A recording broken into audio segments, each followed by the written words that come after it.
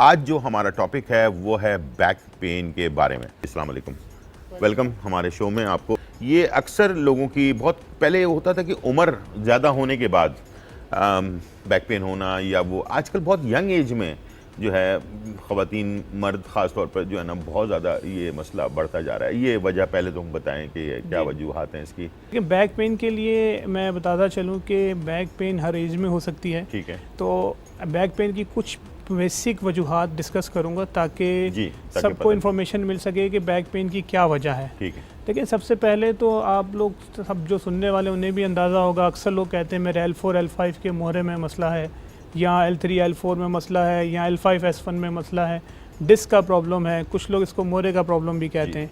तो वो थोड़ा सा समझाना चाहूँगा, मॉडल भी लेकर आया हूँ ताकि लोगों को समझा सकूँ कि एक्चुअली है क्या चीज़। देखें, ये हमारा वर्टिब्रा है, वर्टिब्रल कॉलम है पूरा। इसके अंदर ये वर्टिब्रा होती हैं, बोन इसमें L1 L2 L3 L4 L5। ठीक है, मैंने स्पेशली लिख कर भी लिखा है इसके ऊपर। इसके बीच में डिस्क मौजूद है, आप देखें हर एक के बीच में L1 L2 के बीच में एक डिस्क मौजूद है। इसी तरह सिमिलरली सब के बीच में एक डिस्क मौजूद है, और इसके पास से ये येलो कलर की जो चीज़ें हैं इन्हें रगें कहते हैं। आमतौर हम लोग नर्व्स कहते हैं, लोग इन्हें रगें या नसें कहते हैं। तो ये जो नसें हैं यहाँ से निकलती हैं, ये राइट साइड पे भी निकलती हैं, लेफ्ट साइड पे भी निकलती हैं। तो राइट साइड से होती हुई पूरी टांग के अंदर जाती है। ठीक है। आप अगर गौर करें डिस्क में, इसमें कहीं कोई भी ऐसी जगह पे अगर ये डिस्क रप्चर हो जाए किसी भी रीज़न से, स्ट्रेसेस की वजह से, वीकनेस की वजह से, या एबनॉर्मल पोस्चर की वजह से अगर डिस्क रप्चर हो जाए, स्पेशली ये अगर आप देखें L4 L5 के बीच में मैंने ये रेड कलर के स्पेशली मार्क है।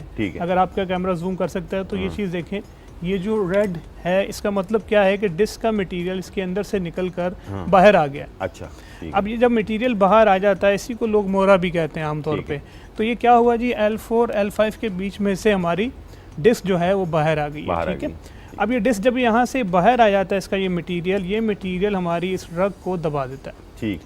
जब ये रग दबती है तो जब ये रग जब दबेगी तो इसका जो फीलिंग्स हैं, जो पेन है, वो यहाँ से होती हुई पूरी लेग में आएगी। और पेशेंट फील करेगा कि कुछ लोगों को बैक पेन होती नहीं है, सिर्फ टांग में दर्द जाती है।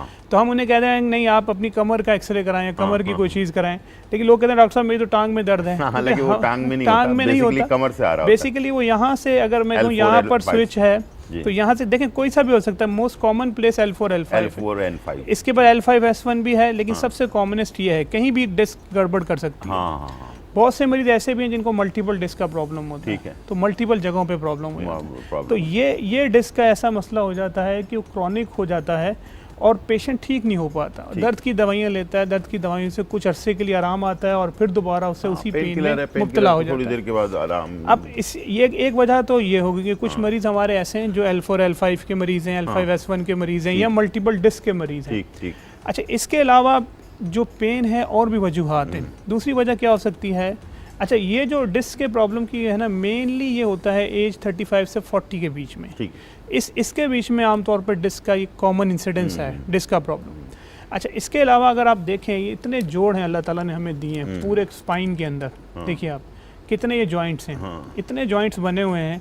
तो ये जॉइंट्स के अंदर चिकनी हड्डी मौजूद होती है ना, जैसे घुटने में मैंने अर्ज किया था लास्ट टाइम चिकनी हड्डी होती है, ऐसे ही इन मल्टीपल जॉइंट्स के अंदर चिकनी हड्डी होती है। तो ये ओल्ड एज जब 50 से अबव एज हो जाती तो अक्सर लोगों की ये जो चिकनी हड्डी है यहाँ की, वो भी ख़राब हो जाती है।